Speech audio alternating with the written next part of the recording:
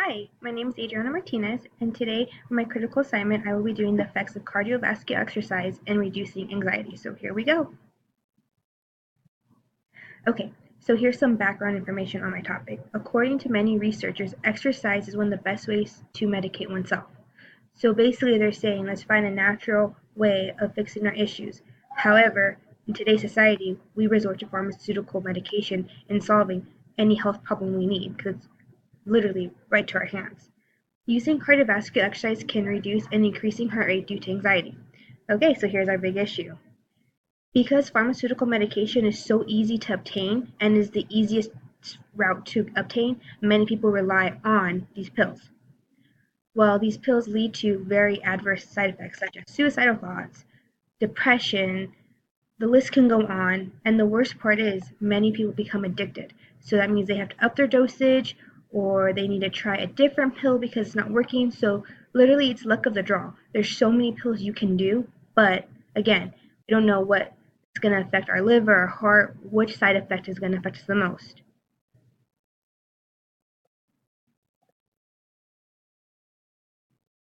So why further research is needed?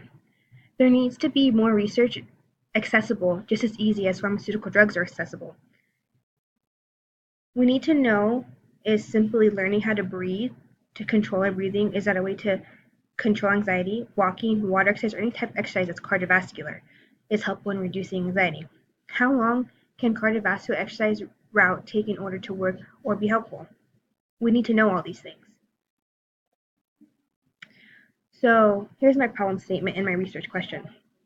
Can cardiovascular physical activity decrease the heart rate that increases from anxiety? The the type of research question is relationship question. Hypothesis. My hypothesis is that cardiovascular exercise will have a better effect and outcome on decreasing anxiety versus prescription medications.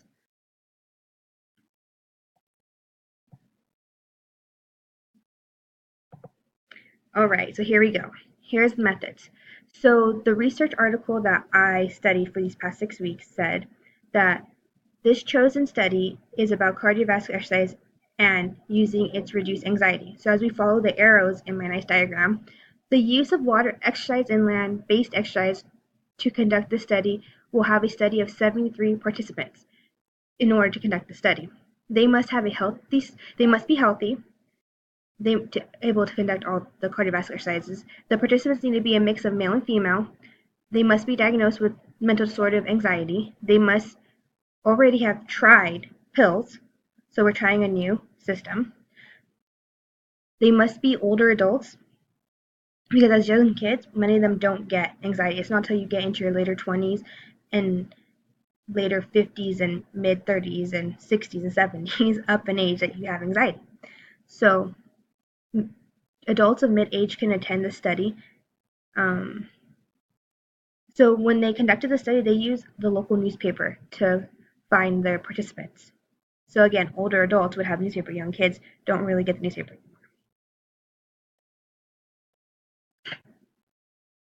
Okay, so here's another flow diagram. So the instruments you were used to control the heart rate was a Fitbit, the one that controls your heart rate. So it was a little bit more expensive, but for the study, it was well needed. They used a pool for the exercise and for land, a gym. So they did all their in a controlled environment. The statistical measures is a two-way ANOVA testing, which means that these testing results have relations to each other, whether it's from considered to land or water-based exercise, breathing to water exercise. The dependent variables were the VO2 LT, which means those who were not using the anxiety pills, and then our independent ones were the ones that were using the new study. So here's my hypothesis, which basically is a H1, which will show the results for the VO2 reducing anxiety in the water-based exercise versus land-based exercise, which causes more strain. So they didn't calculate for the fact that there was going to be different strains in exercise, but it worked out. So the next one is that it will show the difference between cardiorespiratory control in the water versus land, and then the population for those doing water exercise and for those doing land exercise to see how they did better. So the test was to do the VO2LT, consporting heart rate to control exercise intensity in the water.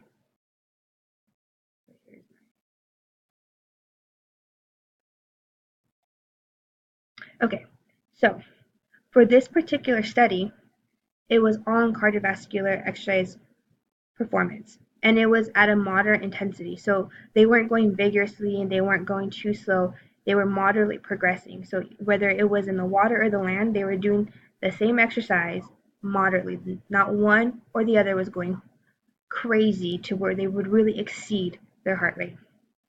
And then honestly, the study provided great results in reducing anxiety. It didn't matter if it was land or water. It just showed that when they actually exercised, they didn't need their medication. And I'm not saying not to take your medication. Take your medication, make sure your doctor knows you want to do the exercises. But they're saying that it was reduced greatly. So this proved great results and great reduction in anxiety with cardiovascular physical exercise. So that goes along with my hypothesis. So it did work.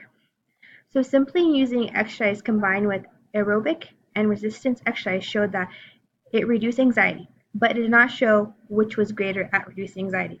So that's where my dilemma came, but that wasn't part of my hypothesis saying which land or water was better at reducing anxiety. My hypothesis was just saying didn't matter which exercise as long as they worked, and they both worked. They both reduced anxiety to the part where they didn't need their medication, but again, noted, don't stop taking your medication because of the study just because it shows great results. You must consult with your doctors and the people and someone to help you along with it. The study showed that each design study greatly reduced anxiety, which corresponds with my hypothesis again. So I was greatly excited.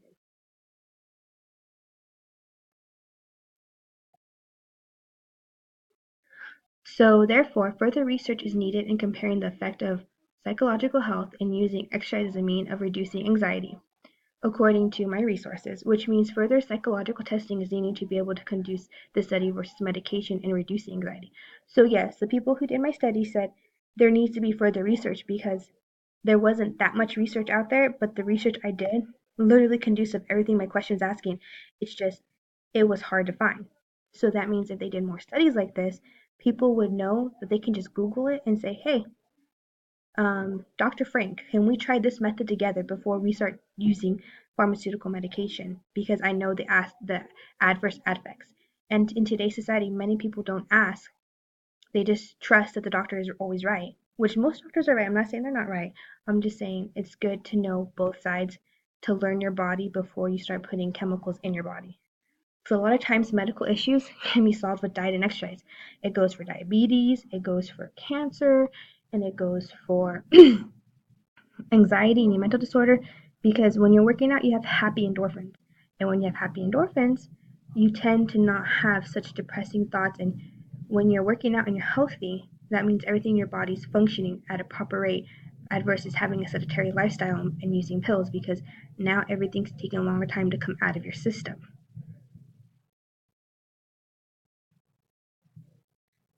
So here's all my references, so if anybody wants to look at them. And then my favorite part of this research assignment was the faith iteration. So I chose the biblical reference of Matthew chapter 23, 33 through 40. And my favorite part of that whole section was the second commandment. And the second commandment is like this: love your neighbor as you love yourself. So whether you're a doctor or a researcher, you should realize that the participants that you have they're your neighbor, they're your brother and sister. You should treat them amazing, not just as a test subject.